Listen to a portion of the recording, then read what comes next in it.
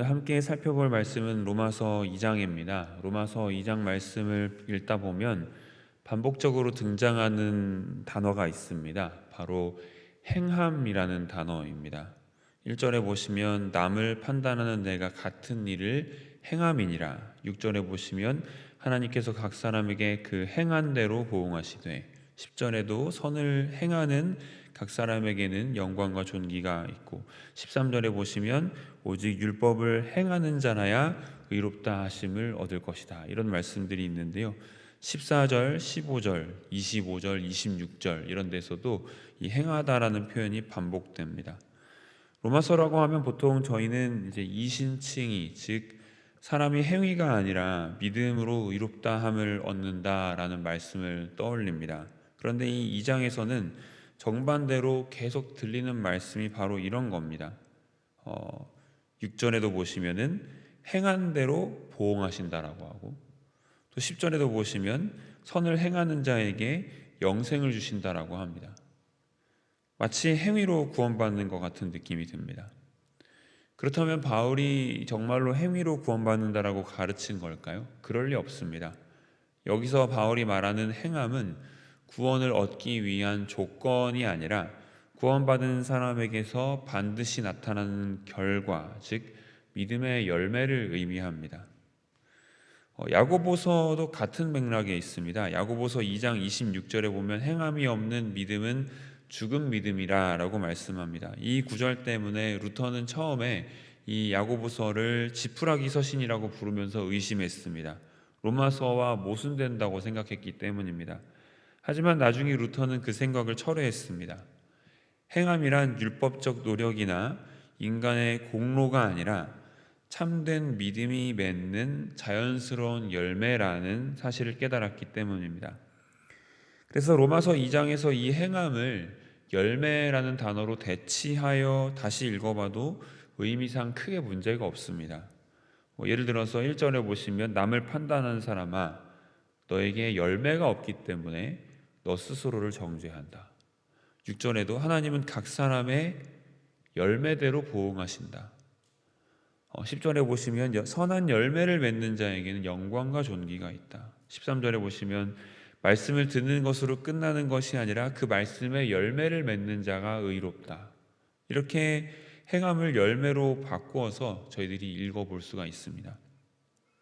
이건 복음서의 한 장면과도 좀 이어집니다. 복음서에서 예수님께서 열매 없는 무화과 나무를 저주하신 사건이 있죠.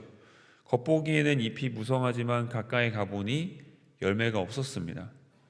예수님은 그 나무를 열매 없는 성전, 즉 형식만 남은 신앙의 상징으로 보셨습니다. 겉모습은 경건했지만 실제로는 하나님이 찾으시는 믿음의 열매가 전혀 없었던 것입니다. 바울이 로마서 2장에서 지적하는 것도 바로 이러한 열매 없는 신앙에 대해서 지적하고 있는 것입니다. 그 대상은 일단 우선적으로 이방인들이라기보다는 유대인들이었습니다. 이 유대인들은 율법을 가졌고 하나님의 계명을 알고 있었지만 그 율법이 요구하는 선한 열매를 맺지 못했습니다. 그들은 말로는 옳았지만 삶으로는 거짓된 사람들이었습니다. 그렇게 말로는 옳았던, 그래서 남을 판단하기는 잘했던 자들에 대해서 오늘 말씀에서 설명해 주는 부분이 있습니다.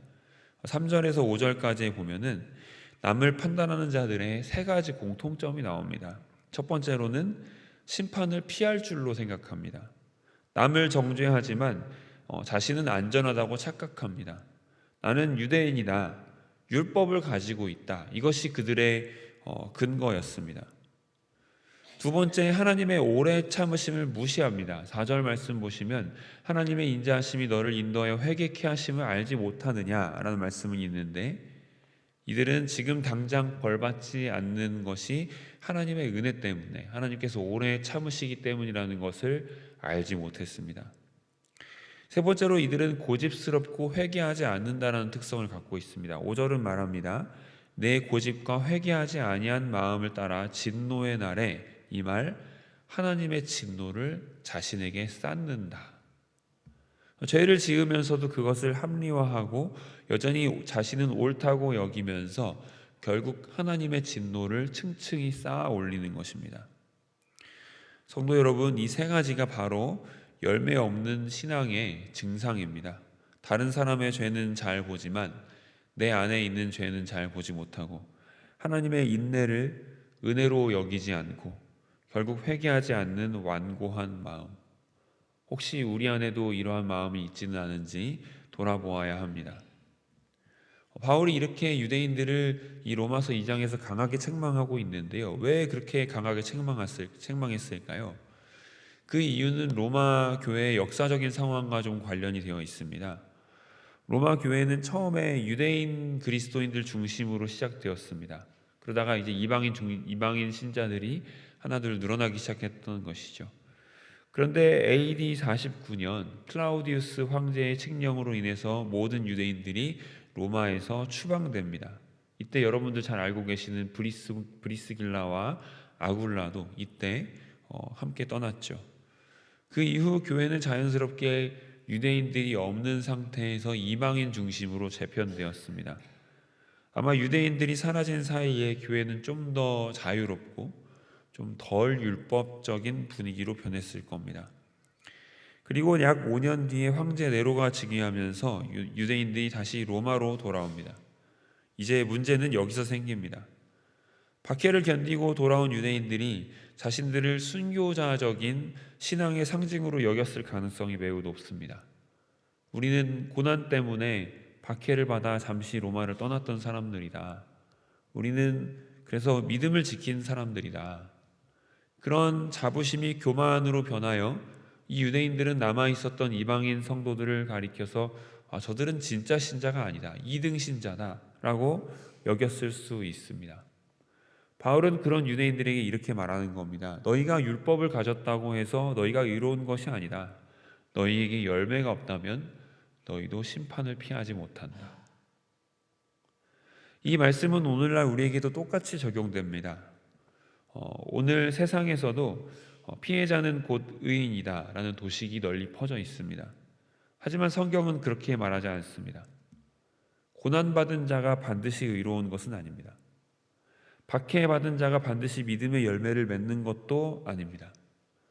오히려 고난 중에도 열매를 맺지 않는 자, 회개하지도 않는 자는 그 고난조차도 헛된 것이 되고 맙니다. 유대인들이 바로 그랬습니다. 자신들은 추방을 당했으니 의롭다라고 생각했겠지만 실제로는 열매가 없는 신앙이었습니다. 그들은 율법을 가르쳤지만 행하지 않았고 할례를 받았지만 마음은 여전히 닫혀 있었습니다. 바울은 마지막 29절에서 진짜 신앙의 본질을 이렇게 요약합니다. 오직 이면적 유대인이 유대인이며 할례는 마음에 할지니 영에 있고 율법 조문에 있지 아니한 것이라. 그 칭찬이 사람에게서가 아니요 다만 하나님에게서니라. 진짜 유대인, 진짜 성도는 겉모습이 아니라 마음의 상태로 판별됩니다. 형식적인 할례가 아니라 성령으로 마음이 새로워진 자, 사람에게 칭찬받으려는 신앙이 아니라 하나님께 칭찬받으려는 신앙, 그것이 바로 열매 맺는 신앙입니다. 사랑하는 여러분, 하나님께서는 열매 없는 나무를 오랫동안 두지 않으십니다. 믿음의 열매, 회개의 열매, 그리고 사랑의 열매를 찾으십니다. 우리가 교회에 오래 다녔다고 해서, 직분이 있다고 해서, 말씀을 안다고 해서 저절로 열매가 생기는 것이 아닙니다. 성령이 우리의 마음을 새롭게 할 때 비로소 열매가 생깁니다. 그래서 오늘 이 새벽에 우리는 이렇게 기도해야 합니다. 주님, 제 마음의 할례를 베풀어 주시옵소서. 말씀을 듣는 데서 머물지 않고 말씀의 열매를 맺게 하여 주시옵소서. 남을 판단하는 자가 아니라 자신을 돌아보는 자가 되게 하여 주시옵소서. 사람이 아니라 하나님께 칭찬받는 믿음의 사람 되게 하여 주시옵소서.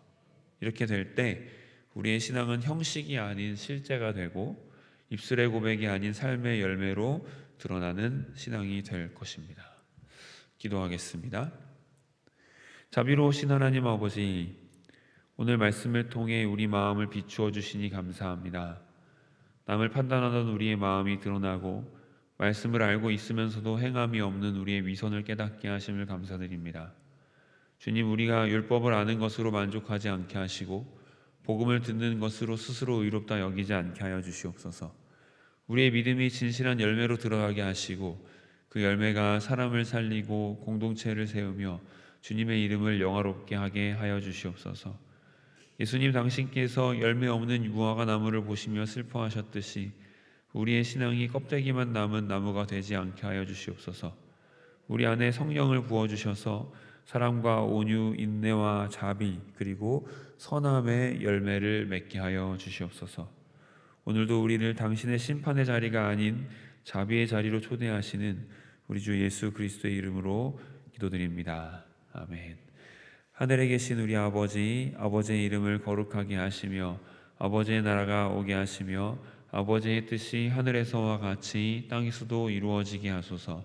오늘 우리에게 일용할 양식을 주시고 우리가 우리에게 잘못한 사람을 용서하여 준 것 같이 우리 죄를 용서하여 주시고 우리를 시험에 빠지지 않게 하시고 악에서 구하소서.